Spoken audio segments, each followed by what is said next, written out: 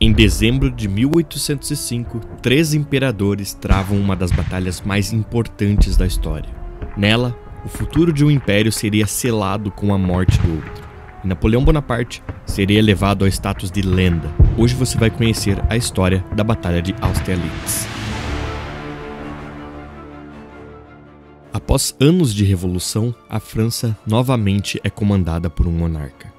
Filho de nobres empobrecidos da Córcega, Napoleão utilizou o caos revolucionário para ir de um pequeno comandante de artilharia para imperador dos franceses em cerca de apenas 10 anos. A Europa assiste aterrorizada ao drama francês. Em dezembro de 1804, na Catedral de Notre-Dame, Napoleão coroa a si próprio imperador. A marca principal de seu reinado é a guerra. Em abril de 1805, a França e a Espanha estão em guerra novamente com a Inglaterra. O conflito é uma arma poderosa para o bonapartismo. O imperador francês utilizou-se do clima de guerra para reformular o exército francês, desintegrando antigos grupos de oficiais insubordinados e promovendo os leais. Além disso, nas assembleias, Napoleão utilizava-se dos poderes de emergência para passar projetos sem encontrar resistência parlamentar. Assim, Bonaparte era dominante não apenas militar, mas politicamente. Friedrich Gentz, um diplomata austríaco, resume o sentimento das demais monarquias europeias com a ascensão de Napoleão. Essa nova honraria concedida ao mais insolente de todos os usurpadores que já apareceram no cenário mundial aumentou e consumou nossa vergonha e nossa infelicidade. A tranquilidade e, na verdade, a alegria que esse procedimento vergonhoso foi recebido e aplaudido em todas as cortes é uma medida da extensão da decadência do mundo. A estratégia francesa era apaziguar a Europa e consolidar o seu novo império. Em janeiro de 1805, Napoleão escreveu para o rei da Inglaterra, Jorge III, uma proposta de paz baseada na divisão de esferas de influência. A França não desejava um império sobre os mares, e se a Inglaterra deixasse os franceses exercerem sua influência sobre a Europa, eles não contestariam o domínio britânico nos mares. A oferta foi totalmente desprezada. Napoleão também buscou aproximar-se dos austríacos e escreveu para o imperador Francisco da Áustria um informe reportando que abdicaria de todos os seus direitos sobre a Itália em favor do seu irmão, Joseph Bonaparte. Dessa forma, o imperador francês não concentraria muito poder na região, que era de grande interesse austríaco. A carta mal tinha saído de Paris quando Joseph declarou que não renunciaria seu direito ao trono francês por uma coroa italiana. Pior, Luís Bonaparte, outro irmão de Napoleão, também recusou. E sendo assim, Napoleão decidiu assumir ele próprio a coroa do Reino da Itália. Os austríacos viram isso como uma ofensa gravíssima. O rei da Inglaterra, Jorge III, por sua vez, havia jurado não abandonar a Casa de Bourbon e prometeu devolver a França para Luís XVIII. Napoleão encontraria seu maior inimigo não na figura de George, mas no primeiro-ministro britânico, William Pitt. Pitt utilizou do descontentamento de muitos dos reis europeus, aliado a muito dinheiro, para formar uma nova coalizão contra a França. Por mais de um ano, a Inglaterra subsidiou o exército austríaco. Além disso, Pitt capitalizou no ódio à França da rainha Maria Carolina, de Nápoles. Maria era irmã da falecida Maria Antonieta e detestava a França. Em agosto de 1805, uma nova coalizão formava-se contra a França. A terceira coalizão, orquestrada pela Inglaterra, era composta pelo próprio Reino Unido, o Império Russo, a Áustria, Nápoles, Sicília e a Suécia. O plano dos aliados era juntar suas forças na Áustria e Baviera e invadir a França pelo Reno. Enquanto isso, Napoleão concentrava seu exército, agora batizado de La Grande Armée, na Bolônia, com preparativos para uma invasão em larga escala da Inglaterra.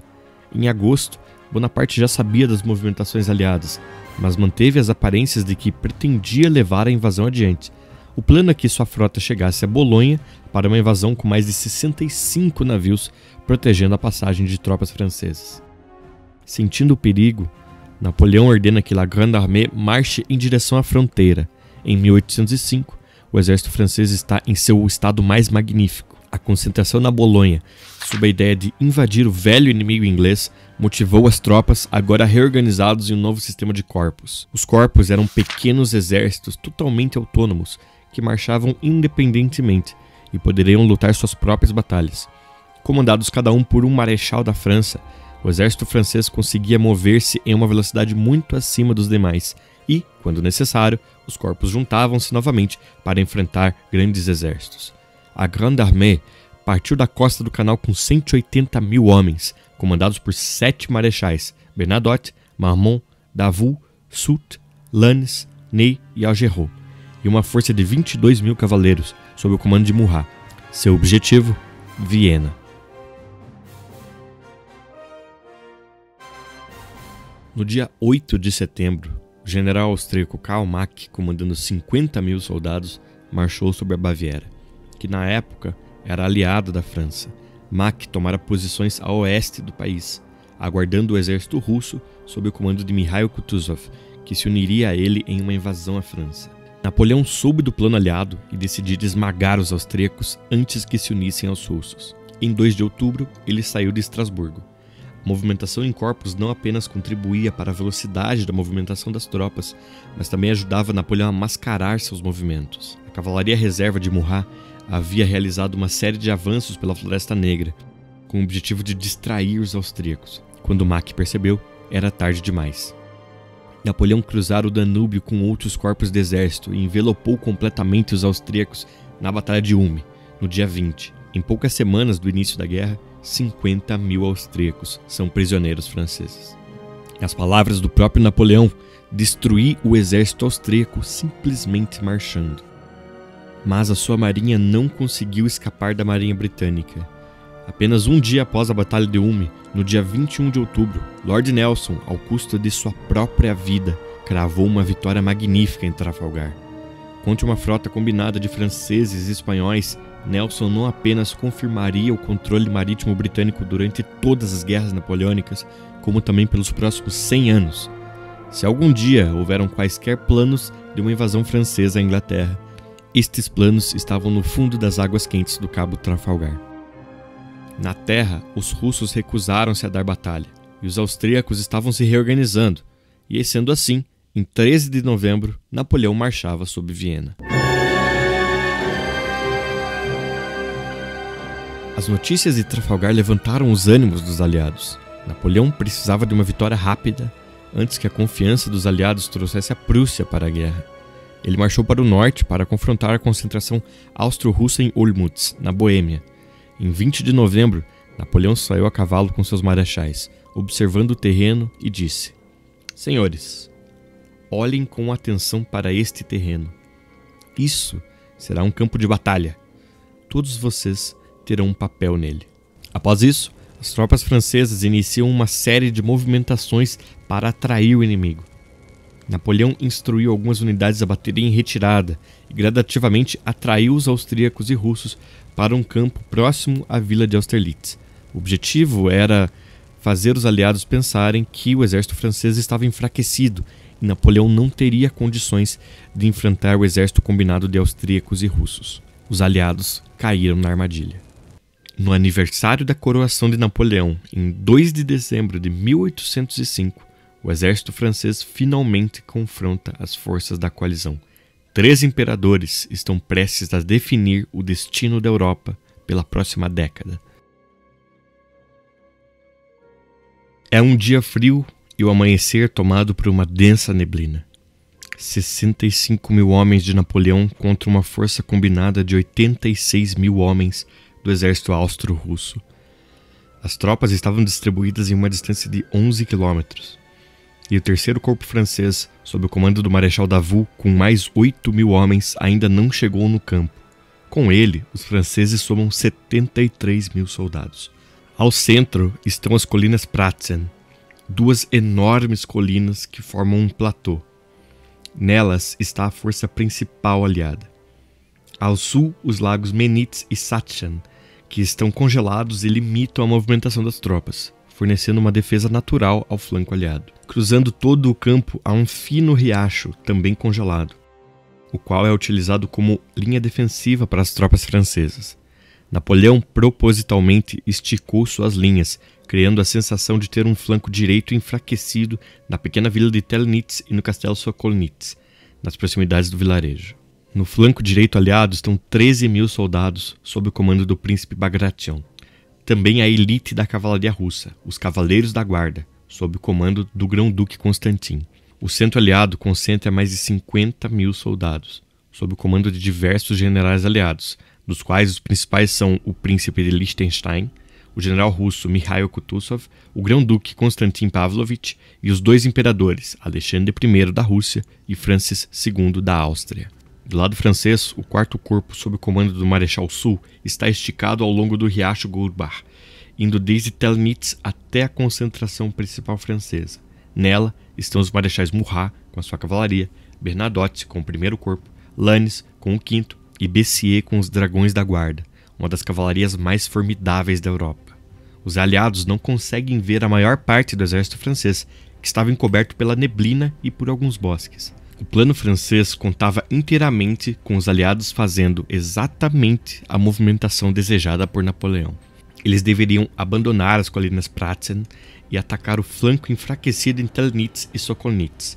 Dessa forma, os franceses atacariam o centro exposto e envelopariam as tropas avançando na esquerda. Às 7 horas da manhã, a canhonada francesa quebra o silêncio.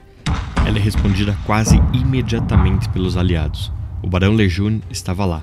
Uma leve névoa borrava a cena, mas nós conseguimos ver, ao longe, o brilho de 120 mil baionetas, reluzindo com o raiar do sol, enquanto elas lentamente se aproximavam de nós, formando um vasto crescente no horizonte. Cerca de 1 hora após, às 8, inicia-se o avanço aliado. Assim como previsto por Napoleão, a primeira coluna aliada avança contra o vilarejo de Telnitz.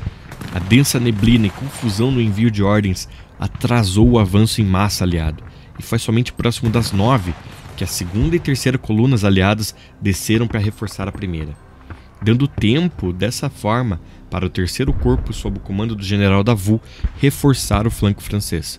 A luta pelo controle de Telnitz e Sokolnitz é feroz. O controle do centro da vila é perdido e retomado pelo menos 3 vezes por ambas as forças. Novamente o barão Lejeune descreveu. A larga rua de Menitz, que havia cerca de 400 metros, estava engasgada com mortos e feridos de ambos os exércitos, empilhados um em cima do outro, e era impossível cavalgar sobre os montes de corpos mutilados e armas. Observando que os aliados haviam forçado o flanco esquerdo, Napoleão ordena que o Marechal Soult inicie o avanço com seu quarto corpo e ataque as colunas aliadas descendo as colinas. Em uma conversa com Soult, Napoleão acrescenta: um golpe forte e a guerra está acabada. Ao mesmo tempo, o Marechal Bernadotte, com o primeiro corpo, deveria acompanhar o avanço no meio, com o objetivo de tomar as colinas e criar uma divisão entre o exército aliado. Ele passaria pela pequena vila de Blasowitz, e lá eles seriam desafiados pelas forças do príncipe Bagration. A luta ao centro é feroz e dura por mais de 2 horas. Nenhuma das colunas quer ceder terreno, e logo a munição em ambos os lados começa a se esgotar. Nesse momento, o treinamento e a disciplina das tropas francesas decidiu o balanço da luta. Logo os franceses iniciaram uma saraivada precisa e assassina sobre as brigadas russas, que por alguns momentos ficaram rendidos ao horror do combate e responderam com um fogo muito menos preciso e mal direcionado. A maioria dos nossos soldados atirou para o ar. Em pouco tempo, franceses, russos e austríacos partem para a baioneta. No flanco direito, o Marechal Lannes avança em direção à coluna do príncipe Bagration. Os russos tentam um flanqueamento com a sua cavalaria, mas logo são parados pela artilharia francesa. No centro, as forças francesas prevalecem e tomam as colinas. Com pesadas baixas para os aliados, sentindo que o exército poderia colapsar, o grão-duque Konstantin Pavlovich ordena que a cavalaria da guarda avance para retomar as colinas. O major austríaco Stuttenheim estava lá. Uma grande salva de mosquetes começou. Os atiradores franceses que cobriam as colunas disputaram o solo, mas foram atacadas por uma carga de cavalaria que foi ordenada pelo grão-duque. Uma canhonada também ocorreu ali, e a metralha fez uma carnificina.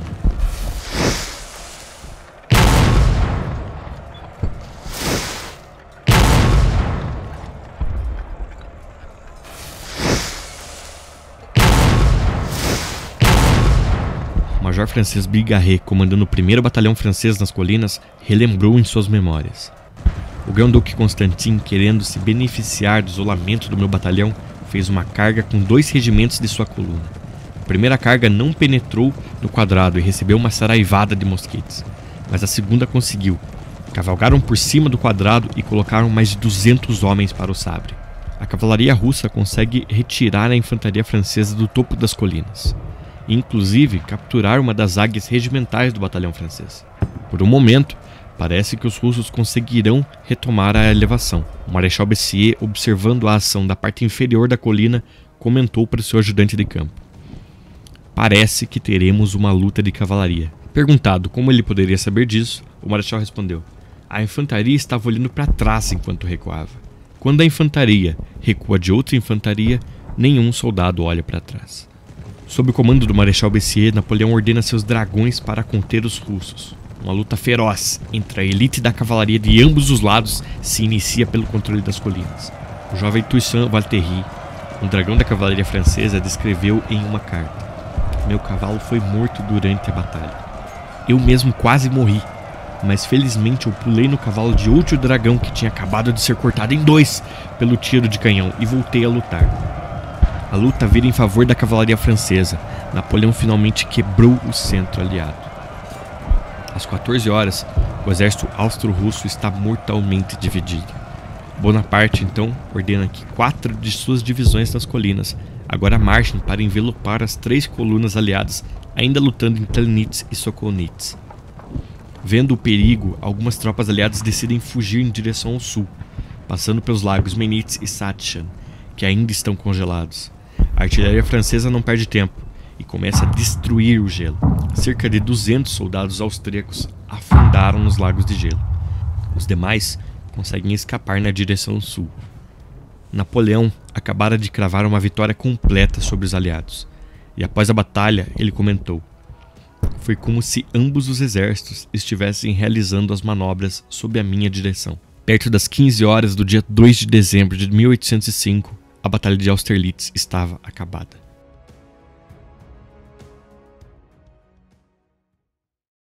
Os custos da vitória são imensos. Do lado francês, cerca de 1.280 homens estão mortos, com outros 6.991 feridos. No lado aliado, 16.000 mortos ou feridos e outros 20.000 prisioneiros.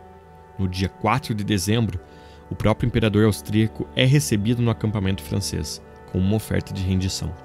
Nesse momento, os franceses sabem: os aliados estão destruídos. O general Louis Langeron, comandante de uma das colunas aliadas, comentou: "Eu já tinha visto derrotas em batalha, mas jamais tinha imaginado uma derrota nesta escala." A vitória em Austerlitz força a Áustria a assinar uma paz humilhante, cedendo diversos territórios para a Itália e a Baviera, em troca do fim das hostilidades, e assim pondo fim na Guerra da Terceira Coalizão. Ao ouvir as notícias sobre a derrota aliada em Austerlitz, o ministro britânico William Pitt disse ao seu gabinete: "Enrolem este mapa da Europa. Não vamos precisar dele pelos próximos 10 anos." Pitt ainda morreria em janeiro de 1806, mas suas palavras seriam proféticas. Menos de um ano após a Guerra da Terceira Coalizão, ainda em outubro de 1806, uma nova coalizão europeia estava formada contra a França. Obrigado por assistir e inscreva-se no canal para novos vídeos.